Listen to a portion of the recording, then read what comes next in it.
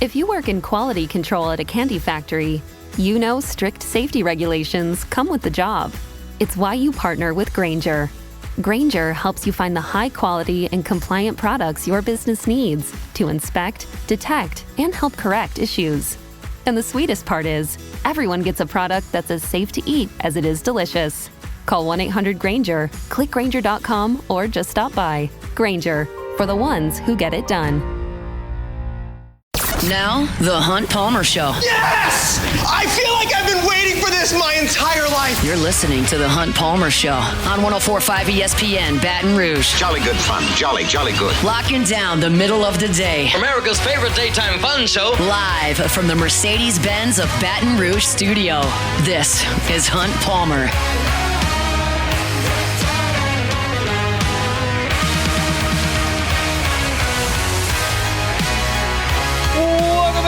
Hunt Palmer coming to you from the Mercedes-Benz of Baton Rouge studio downtown in the capital city on this Monday. Means we're brought to you by Gulf Coast Office Products. Hope your work week's off to a good start. Appreciate you hanging out with us here on 104.5 ESPN Baton Rouge.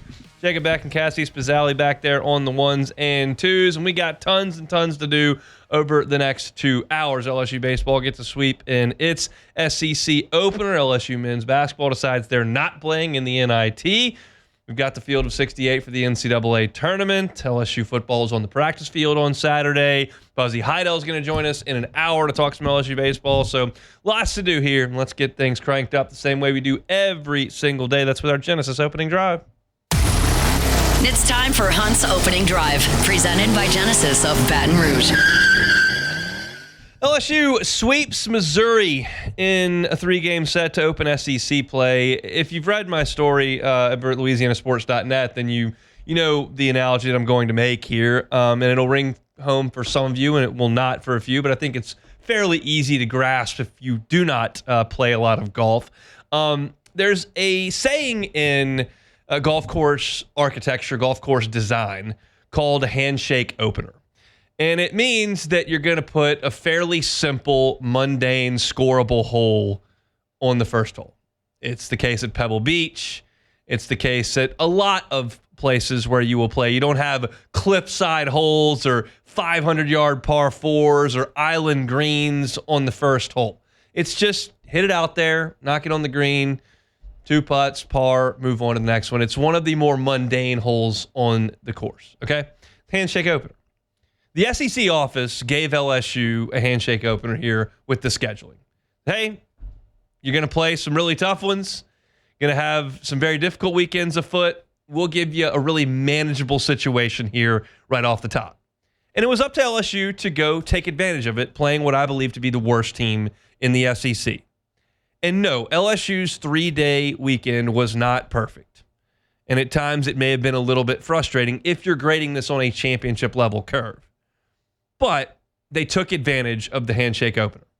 LSU went out, beat Missouri 3 times, and put themselves in as good a position as you can possibly be after 1 weekend of SEC action. So that right there, especially when you consider that LSU was 3-12 at the midway point last year, and now they're 3-0 after 1 weekend, you have to start there and go, okay, that's a real positive. And we're going to get to LSU's offense in the next segment, and I thought that was brilliant.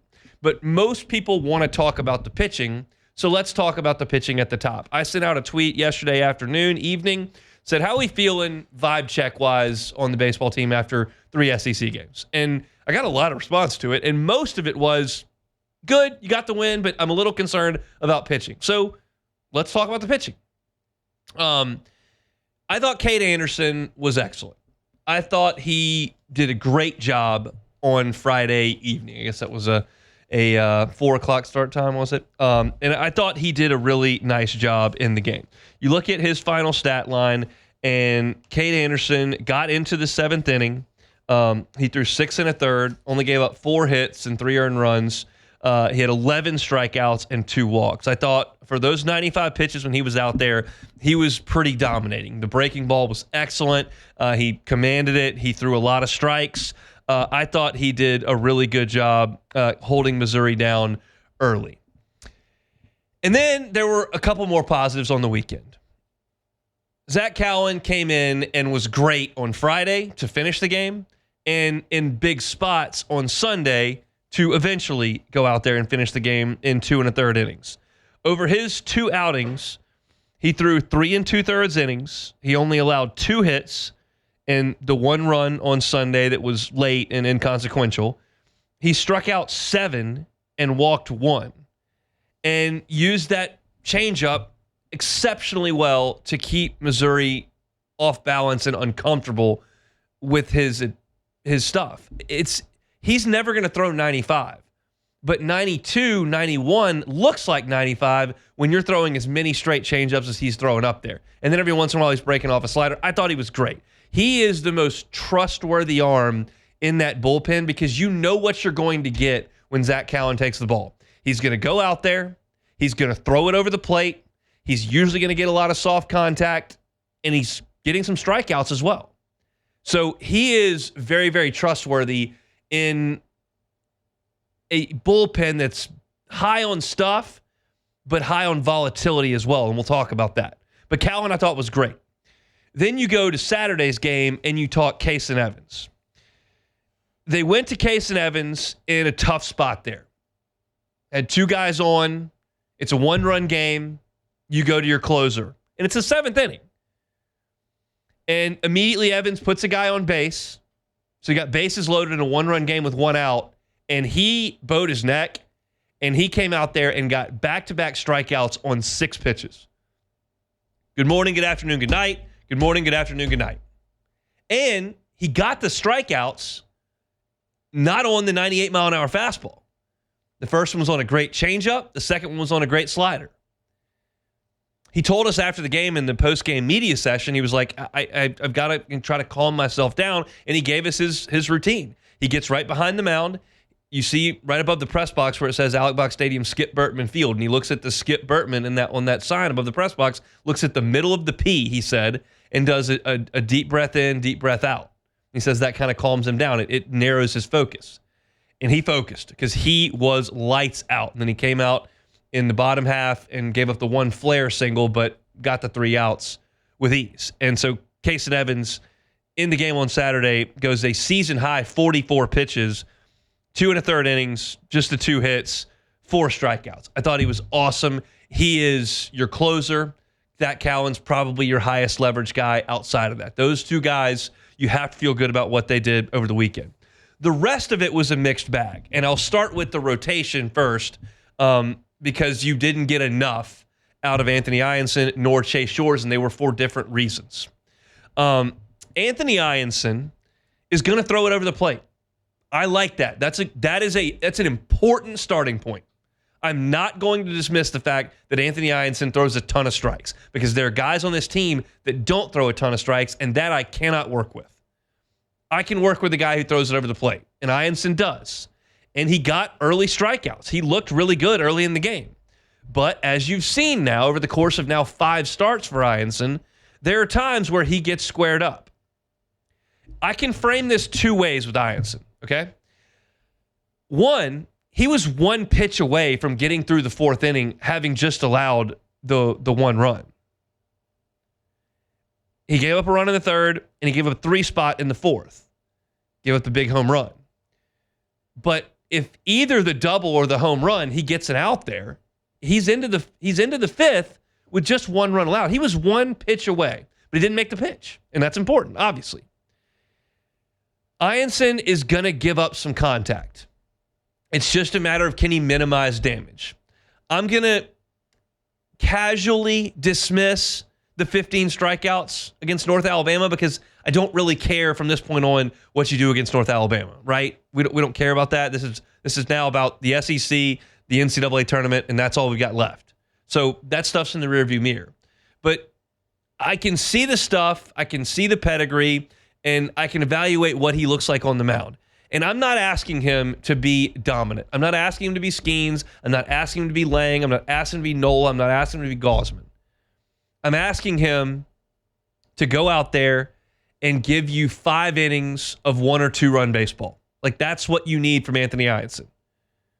Theoretically, you've got enough depth in your bullpen and a really good offense that should be able to get you wins if your starter on Saturday can go 5 innings, 4 hits, 3 strikeouts, 1 walk, 2 runs. Like, that's what you need.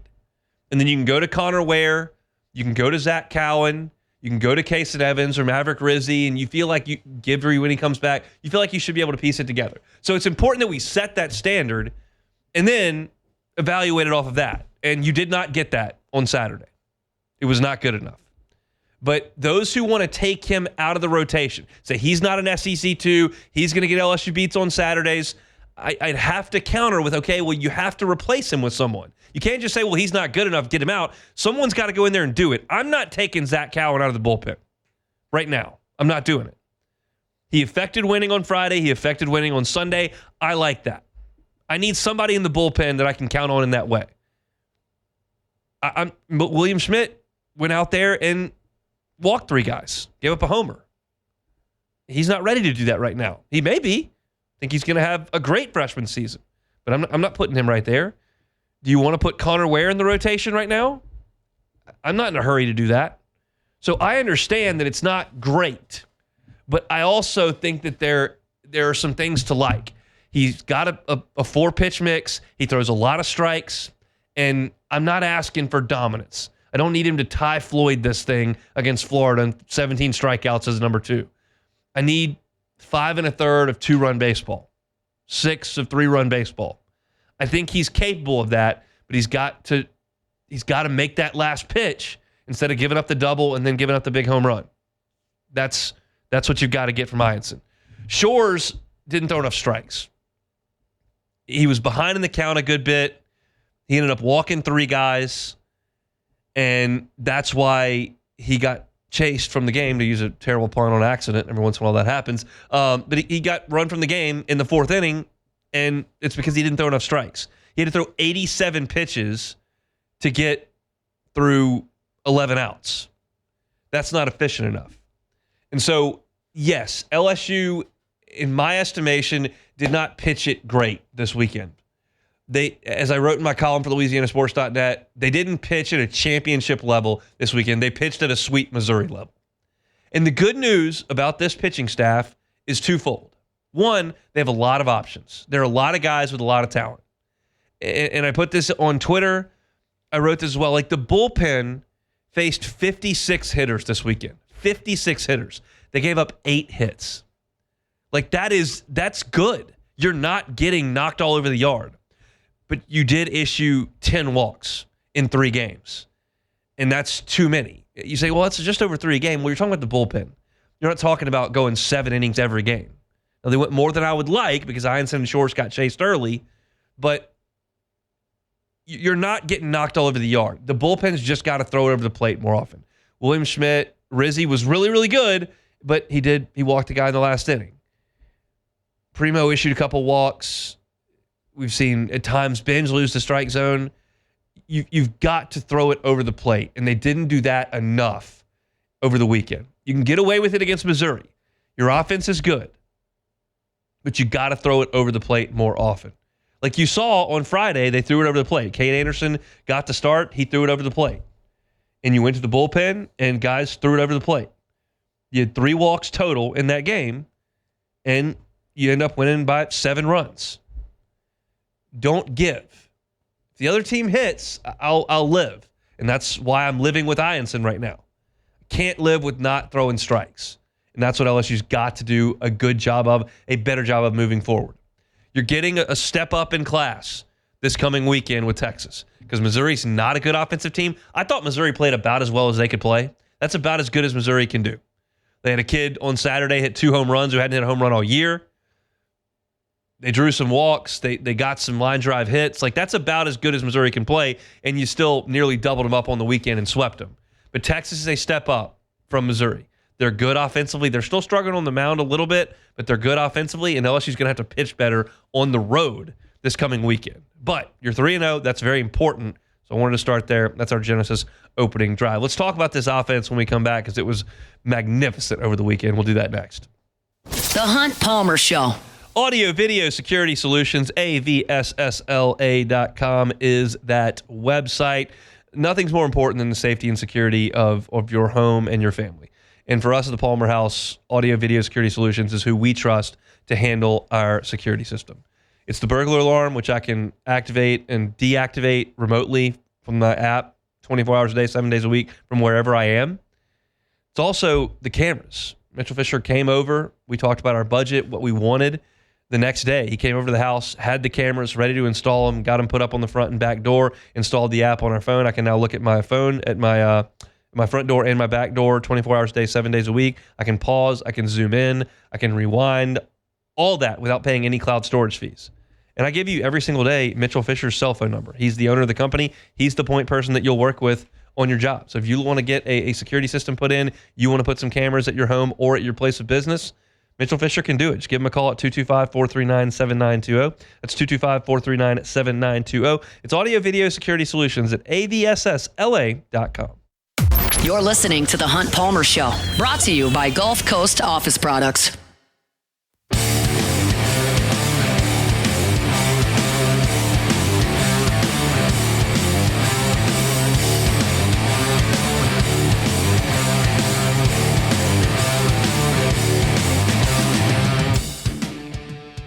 Monday show is brought to you by Gulf Coast Office Products, gcopnet.com. All your printing, scanning, copying needs, Gulf Coast Office Products. Happy to help you out with that wherever you are in the great state of Louisiana. Just contact Trey Beal and the folks over at Gulf Coast Office Products. They will get you set up for all your printing, scanning, and copying needs. I thought LSU's offense was just great over the weekend. Awesome.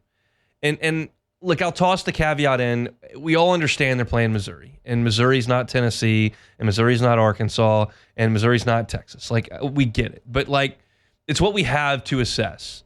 And I just thought that LSU showed its depth, showed its execution level, showed a variety of different ways to win, and just never stopped, really. In 24 innings, because you didn't hit in the bottom of the ninth in any of the games. So you had 24 innings of offensive work. LSU only went 3 up, 3 down 4 times in 24 innings. Like, that's just constantly creating traffic and putting pressure on the Missouri pitching staff. I think Derek Curiel continues to shine at the top of the order. He got on base 7 times and scored 4 runs over the course of the 3 games. You saw the home run ball. Josh Pearson hit a big 2-run home run on Saturday. You saw Luis Hernandez get in on the action to tie the game with an early home run on Friday. You saw Jake Brown hit his first home run of the season into the right field seats on Sunday. I thought the power looked good. You saw Michael Braswell execute 2 different squeeze bunts on Saturday. One was a suicide squeeze that he got down. One was the safety squeeze that he got down. So you're seeing LSU throughout the lineup show some pop, and then when they need to execute and get a bunt down or do something to create a run that way, they're able to do it. I've got some statistics here about the quote-unquote clutch at-bats. When LSU got runners on base, they were 20 for 60. That, of course, is .333. So hitting .333 with runners on base is always going to be good on the weekend. They were even better with runners in scoring position, 12 for 31. That's a .387 clip with runners in scoring position. And then a stat that I love that Jay Johnson harps on all the time, LSU had 9 opportunities with a runner on third base and less than 2 outs. They capitalized and scored that run 8 of 9 times in the game. So, yes, Missouri's staff is poor. There was not a single power arm that came out of that Missouri bullpen. But LSU did kind of whatever it wanted all weekend long. And it's not just sitting back and relying on Jones hitting the homer. It's not just a bunch of small ball and sack bunt whenever you get a guy on first base. It's not one way that LSU can beat you. They've got a lineup full of guys that are a handful. And I thought it was interesting that Jay Johnson went with Michael Braswell all weekend, where Tanner Reeves had been kind of the starter at third base, but you saw 3 straight left-handed starters, and Jay Johnson said, no, we're going with Braswell. And I thought Braswell was fantastic. Got a couple hits, got the squeeze bunts down, played solid defense, and he said something, and I wrote about this at LouisianaSports.net yesterday, that I'm sitting in the interview room, and it just kind of takes me back because it's just not something you hear a lot.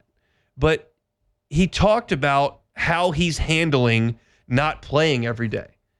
And his answer was almost to the point of being nonchalant, but at the same time, so pointed and in my estimation, like powerful. He said, I don't really care, honestly. I want us to win. I came back to go to Omaha. Whether I play or not, I want to contribute to winning, and I want us to get to Omaha. Everybody's playing great, and I'm handling it pretty well. And I don't get the sense that any of that was fake. I think Michael Braswell wants to play. I think if Michael Braswell gets to the ballpark and Tanner Reeves' name is in the lineup at third base and he's on the bench, that's okay. Maybe they'll call on me to play defense in the seventh inning and I got to make a play down the line. Maybe they're going to call on me to come in and lay a bunt down. Maybe Reeves is going to go 0 for 4 with 4 strikeouts and I got to play tomorrow. Like, he's echoed this sentiment that so many guys have had in Jay Johnson's program in a very short time. And I talked about this right after LSU won the championship in 2023 because that team had so many stories of guys who may not have played the exact role that they thought they were going to play, but welcomed whatever it was that Jay Johnson and the coaching staff asked them to do. Whether it's Cade Beloso, who was not in the starting lineup on opening day and really had no idea he was going to play as much as he did. Gavin Dugas was not in the lineup on opening day. Riley Cooper was a weekend starter to start the season. He got demoted from that position and came back and was one of LSU's best relievers. You're talking about Gavin Guidry, who came to LSU as a shortstop, and then they threw him out there in Columbia, South Carolina with the game on the line and said, hey, I need you to close. And he threw the last pitch of the championship series. Milazzo and Travinsky losing their job to a freshman in Brady Neal, getting it back, getting an opportunity, sometimes in, sometimes out. Like, there were so many stories of guys who just seemed to want to play their role, whatever that was. And in this day and age in college sports, where you can transfer if you don't play and you're not happy, and you can demand a bunch of money and all these kind of things, like, these stories stand out to me of guys that are like, yeah, I'm just going to work and do whatever I can for the team. And that was like Braswell's entire post-game interview on Saturday. It was like, I'm just here to go to Omaha. That's all I care about. And I think that Jay Johnson instills this culture, but still, it's hard for that to take in this era. That's just what I think. I've got a little bit of cynicism about that. You got folks that are just going to throw their name in the transfer portal and see what kind of money can show up. And then you flip that coin and you see a guy who is a fourth-year SEC player who lost his starting job for 2 weeks, and then he comes in and lays down 2 squeeze bunts, comes in for postgame. They're like, what do you think about not playing every day? Well, I don't really care. I just want to win. There's something to that, man. And I'm not trying to immediately heap the 2003 team right on this team and make any comparisons there, because I think the 2023 team is the best team in the history of LSU baseball, and this team's got a long way to go to be as consistent and as dominant as that team was. But one thing you can control is your attitude and the culture around the team. And guys like Braswell make a huge difference. He talked about going up to William Schmidt, who was struggling. He gave up the home run, then issued a couple of walks, and Braswell goes to the mound, and Schmidt's like, I'm good. And Braswell joked about this after the game. He was like, you don't look that good. You sure you're good? And it was a moment of levity between those two. And that's what you need. Michael Braswell is not going to hit 21 home runs this year. He's not going to hit 375 either. He's not going to steal 25 bases. But he can be a leader. He can be a platoon guy who welcomes that role. And they needed him this weekend to affect winning. And on Saturday, when you win a 1-run game and Michael Braswell drives in 3 runs, that's a pretty big freaking deal. And the first 2 were on squeeze bunts, like I said, and the third one was on a 9-pitch at bat that he spoiled foul ball, then got a pitch he could handle and lined it into the outfield for an RBI hit with 2 outs. That's a guy that, as of Friday morning, I thought had lost his job. I thought Tanner Reeves would start at least 2 games this weekend. Braswell started all 3. It was just really refreshing, really interesting to hear him talk about that. So you know what you're going to get from Jared Jones. You know what you're going to get from Stephen Milam. Those are proven dudes in the lineup. You're starting to understand what Derek Curiel and Danny Dickinson are going to be. But the depth and the length of this lineup that at a given point you could be at the bottom of the order and have to deal with Jake Brown, Stephen Milam, and Luis Hernandez and Michael Braswell. That's pretty salty bottom of the order there. That doesn't include Curiel and doesn't include Jones, doesn't include Dickinson. Like, it's a wagon offensively. And as I told you in the last segment, that LSU's pitching is going to take a big step up here because Texas can really hit this weekend. As far as the hitting goes, Texas is not great on the mound. They don't have that elite talent that they probably will have in time under Jim Schlossnagle. It's not there yet. So while it is going to be a step up from Missouri, it's not massive. You'll see a little bit more of that as you get to Mississippi State. But right now, with what I've got to evaluate and how I'm watching LSU play offense, with the competition level in mind, which I'm keeping in mind, LSU's offense right now looks to be really, really, really good. Maybe not as scary in terms of home runs as Tennessee might be. But in terms of the depth of the lineup, the quality of the at-bats, the execution level, the versatility, all those things that Jay Johnson really likes in an offense, when I watch this LSU team, I see all that. And we'll see as the competition continues to get a little bit better. But right now, going on what I have to evaluate, knowing some track records and using the eye test, right now LSU's offense looks to be very, very, very good. They are playing offense at a championship level. They're not pitching at that level quite yet. They're playing offense at that level. And that's a really, really good thing for Jay Johnson and this team. So the Tigers win their first 3 games of league play. It's as good a start as you can ask for. They will head to Austin for the first SEC series there in Southern Texas coming up on Friday. All right, we'll take a timeout. When we come back, what do we want to do when we come back? I think I know what we were going to do, but I want to make sure. Yeah, let's talk some LSU football. They were on the practice field on Saturday. They'll be back out there again tomorrow. Give you some of my thoughts on what I've seen. And I want to talk about one position that I'm very, very high on. We'll do that coming up next. The Hunt Palmer Show. Genesis of Baton Rouge. GenesisofBatonRouge.com is that website. When I say Genesis, you should think luxury. It is a luxury brand of vehicles. Get behind the wheel. You'll see. They're stylish, comfortable, got all the bells and whistles you're looking for, incredibly safe as well. And when I say all that and I say luxury vehicle, don't think, I can't afford that. Just go check it out. Go see. You might be surprised. The Genesis model is a luxury experience at a reasonable price. So go by and see them at Airline at Piku. Stop on in, see one of their brand ambassadors, tell them the Hunt Palmer Show sent you over, and get behind the wheel. See the difference. You may have never gotten behind the wheel of Genesis because it's fairly new to the game. But you'll understand once you get behind the wheel. Those brand ambassadors are phenomenal to work with over there. They'll get you behind the wheel. You'll know. It's Genesis of Baton Rouge, GenesisofBatonRouge.com. This is the Hunt Palmer Show, brought to you by Gulf Coast Office Products.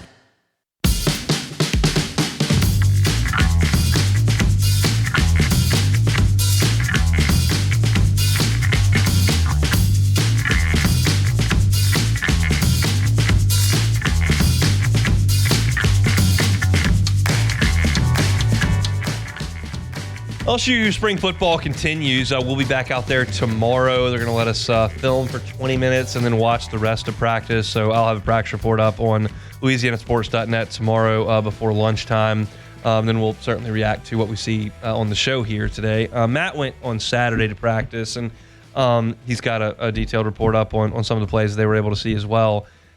I'm starting to assess the roster, kind of just look at the team physically, and I don't pretend to have like concrete information from the little bit of spring football that we've watched. I'm not going to suggest that I've learned something completely revolutionary by watching these guys for a total of 50 minutes over 2 practices.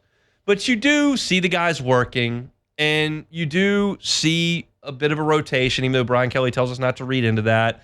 And you do understand track records, and you understand the shape that the roster is taking and what LSU should be good at and where they may have question marks. And one of the positions that I continue to circle back to as a potential real positive for this team is the edge.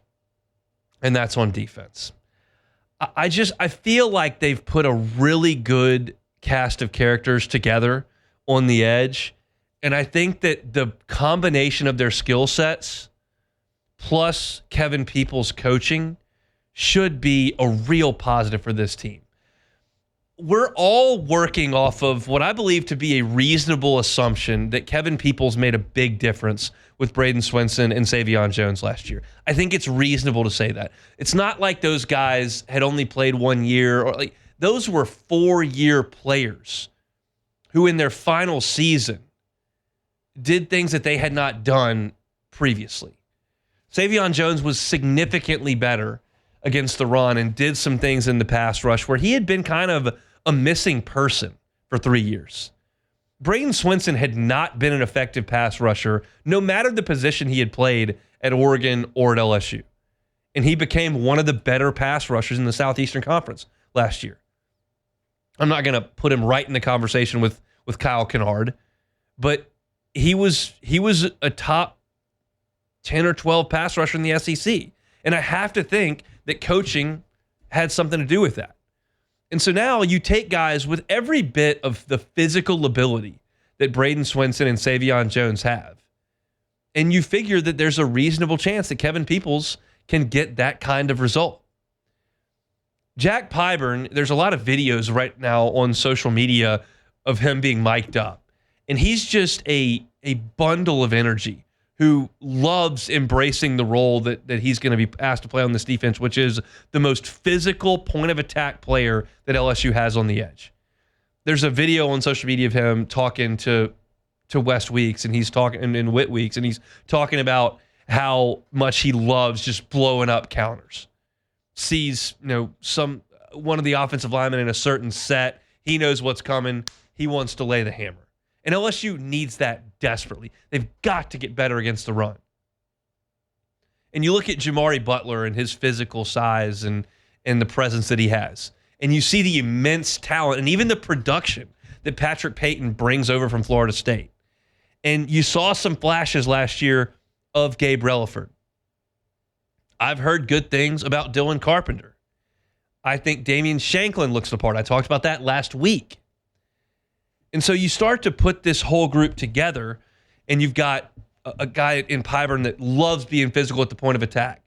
You've got a guy in Peyton that's been so productive as an edge rusher and a disruptor. And then you've got young talents like Carpenter and Relaford and Shanklin. And I think that competition and the skill sets that you bring into that room, like I just feel like all that is going to blend together to be very, very good. And I think about last year when LSU beat Ole Miss. And I think about the way that LSU got after Jackson Dart in that game. They sacked him 6 times. And that's the way you have to close games against good teams.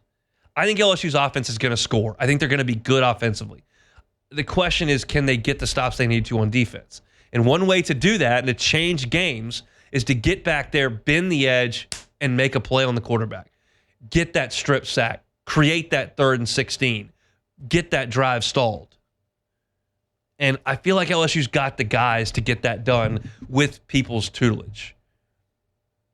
And if you can make life miserable on some of those quarterbacks because of your ability to bend the edge and rush the passer, like you just have a much better chance of winning tight games late, of closing games out. And I think about a lineup in the fourth quarter that's got Patrick Payton on one edge and got Gabriel Relaford on the other edge, and it's got Harold Perkins in the game at the same time. And I'm thinking about the way that Ahmad Bro and Dominic McKinley rushed the passer late in the season, specifically against Oklahoma. And I think about what that kind of package could be in a pressure style late in the game. And it just feels like that's going to be a handful for opposing offensive lines. Look, Pyburn has not been a big sack guy. Jamari Butler has not been a huge sack guy. Relaford and Carpenter are young players. They haven't been as productive. Now, Peyton has, but he wasn't last year. So you're counting on development. But I feel like it's reasonable to count on that. If I was going to sit here in 2015, 16, 17, 18 and tell you, hey, LSU is about to open this thing up wide open on offense and start to really cook out in space, that would have been That would have been a dream. It would have been ridiculous to try to assume that. There was no evidence that they were moving in that direction. They eventually did, but there was no evidence. That it would have been a stupid thing to try to wish into existence. This doesn't feel like that. LSU wasn't great rushing the passer late last season. They were early. They were great rushing the passer against Ole Miss, and they were great rushing the passer against South Carolina. That slowed down a little bit late in the season. But it feels like this is a realistic thing. And when you go out to practice and you look at the guys that they've got and you look at their size and you look at their physicality, like it's just not a lot of, there's not a lot of projection that feels unreasonable in those guys. And if you can get big time production from Pyburn and from Butler and from Relaford, and you can start to see, then all of a sudden you can know that the guy you've got coaching that position can get it done.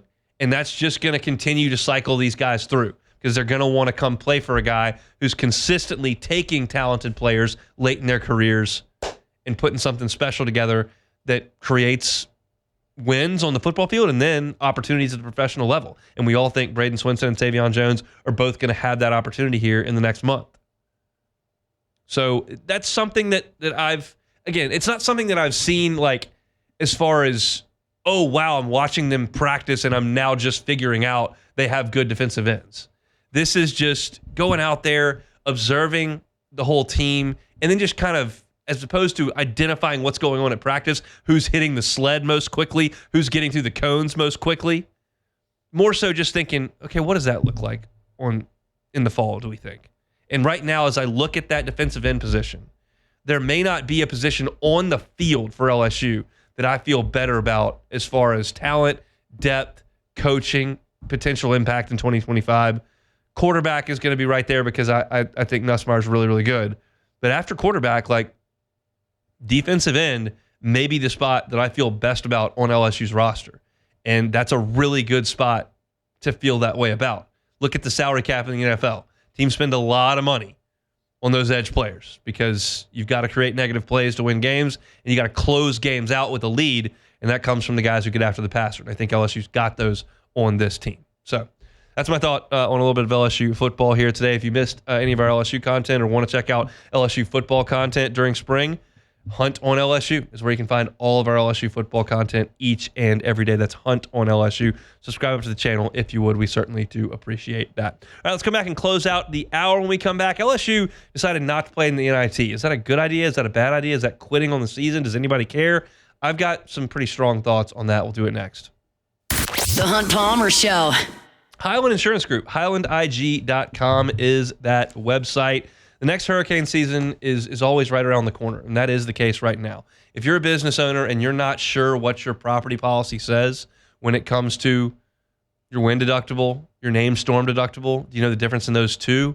Is your wind and hail lumped together? Like, do you know how your property policy responds should we get a storm? If you don't, well, the Highland Insurance Group can help you out with that. Are your buildings properly evaluated? Do you have the right coverage? Are you going to be able to avoid co-insurance penalties? Do you know what a co-insurance penalty is? It's less payout on a claim if you're not properly covered.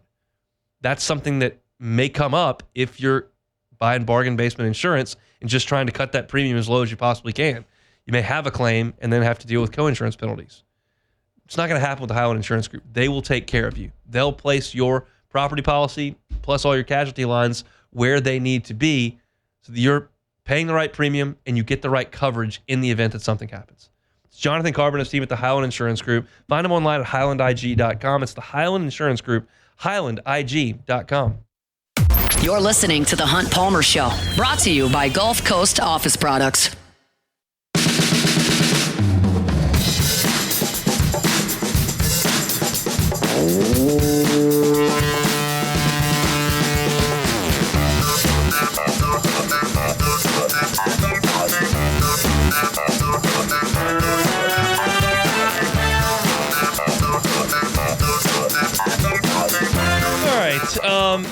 Closing out hour number one here. Monday show is brought to you by Gulf Coast Office Products, GCOPnet.com. All your printing, scanning, copying needs, Gulf Coast Office Product has you covered.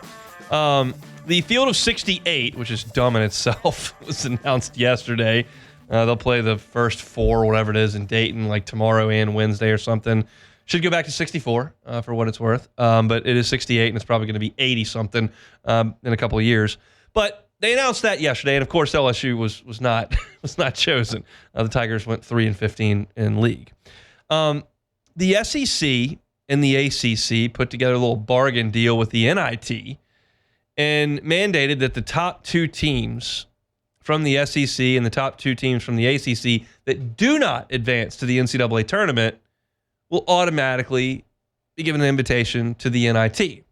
And of course, by now you know that the 16-team SEC put 14 teams in the NCAA tournament. We thought that 7 wins was going to be good enough, 7-11 to get you in. 6 was good enough. Oklahoma got 6, and they got in. A little bit of help in Nashville, but still, point remains. But 14 teams got in. So by definition, LSU and South Carolina, the only 2 teams that didn't get into the NCAA tournament from the SEC, are automatically given an invitation to the NIT, to which both said, we're good. Don't think we'll play in the NIT this year. And that's been a polarizing decision. I've seen some LSU fans say, thank God I don't want to watch that team play again in the NIT. I've seen some LSU fans say, that's pathetic. You get invited to play in the tournament, you go play in the tournament. And this is not a lukewarm take, or I don't really have a side. I have a very strong stance on this. Don't go play in the NIT. Absolutely not. Don't care about the NIT one freaking bit. You play at this level at LSU to compete for national championships across just about every sport on campus. Everywhere. Look at the rankings. Look where baseball is, 2. Look where gymnastics is, 2. Look where softball is, top 5. Women's basketball, 3 seed. Football, lining up to go win a national championship. Won 3 of them in this century. Like, this is a place where you show up to compete at the highest level in the sport. The NIT is garbage. If LSU never plays another NIT game as long as I live, that'll be great. This crystallized for me last year when LSU went. And they played North Texas. Nobody went to the PMAC. LSU got run off the floor. And I'm looking at this going, this isn't positive for anybody. And at this point, when you're not even building a basketball program, you're building a team and then another team and another team, and you don't even know who on your team is going to be on the team next year, I'm not gaining anything from that. I don't need to go play North Texas or San Francisco, who they played in the NIT one year, Iona. Like, forget that. That is not worth anybody's time. Nobody wants to watch it. Nobody cares about it. Who won the NIT last year? Is there anybody listening to this radio show right now that has any idea who won the NIT last year? Was it Georgia? I have no idea. I don't know who's ever won the NIT. Ever. I can't confidently tell you one team that has ever won the NIT because it's a consolation prize for teams that weren't good enough to play for a championship. LSU's hurt. Corey Chest isn't dressing out. Victorious Miller's not dressing out. You don't have Jalen Reed. Tyrell Ward's gone. You got a MASH unit. You went up to Nashville and you got beat by 30 points by a team that was under 500 in SEC play. This is an invitation tournament, which gives you the ability to go, we don't need the invitation. LSU does not need the invitation. Matt McMahon sat here and said before the season started, we did not come to LSU to play in the NIT, which they were in last year. It's time to go play in the NCAA tournament. Well, they didn't get there, so the season's over. And right now, LSU is far, far, far better off having exit interviews with the players to determine who's coming back and who's going in the transfer portal, and then getting the money together and starting to lay the groundwork for who needs to transfer to LSU in the next month and a half. I'm on to next year. I don't need to be watching game film and flying out to go play Nevada or Robert Morris or whoever in the world you're playing in the NIT. Remember when Calipari took a Kentucky team to go play at Robert Morris? And they lost. Yeah, who cares? If Louisiana Tech wants to go play in the NIT, have at it. That's great. LSU is above the NIT. And if you can't qualify for the NCAA tournament, forget it. This athletic program does not need to show up and play in the not invited tournament. I do not care about it. And I thought it was a good thing when Will Wade's first team went to the NIT and they had the back and forth with Louisiana Lafayette, and Will Wade said, we have a gym, not an arena, not a gym, and all that. And there was some drama there, and that was all fine and well. And all those guys were coming back, and who knows if that was a positive for them or not. I don't even know who they lost to in the next round, quite frankly. I have no idea. I think they may have lost to SMU or something. I don't even remember. I can tell you every tournament game LSU's played since I've been alive, and I don't even know who they played that year in the NIT after Louisiana Lafayette. But that day is gone, and I don't need to see LSU play in the NIT, and I don't need to watch that team that just lost by 30 with 8 scholarship players play again. Thank you, Cam Carter, for a phenomenal year. You played as hard as you could. I enjoyed the Oklahoma game when they came back and won it. That team's day is done.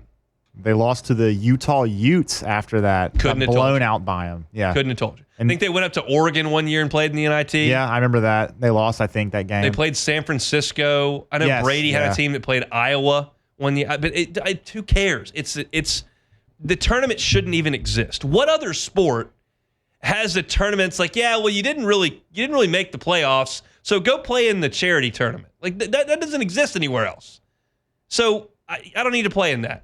It's great for it's great for Rice if they want to keep things going. They had what they thought was a nice year. They didn't win their conference tournament. It's great if Tennessee Chattanooga goes 15-2 in league play and then loses their conference championship game so they don't get to go to the NCAA tournament. You want to keep playing in the NIT? You want to go play at Colorado? Have at it, Tennessee Chattanooga. LSU's not doing it.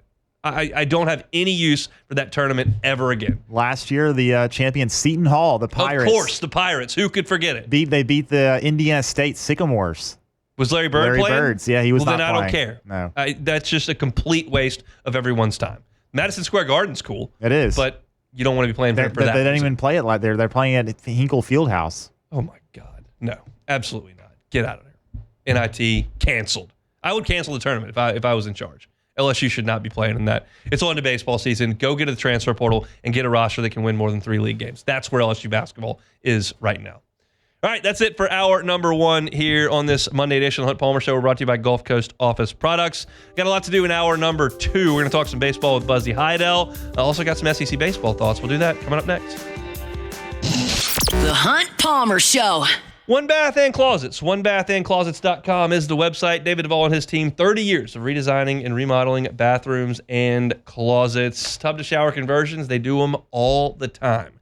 You got a bathtub that you don't ever use, kind of dingy. Maybe it's not functional because you just don't ever get in the bathtub. Well, take it out. That's a lot of space right there that you can use more effectively. Take out the tub, put in a walk-in shower.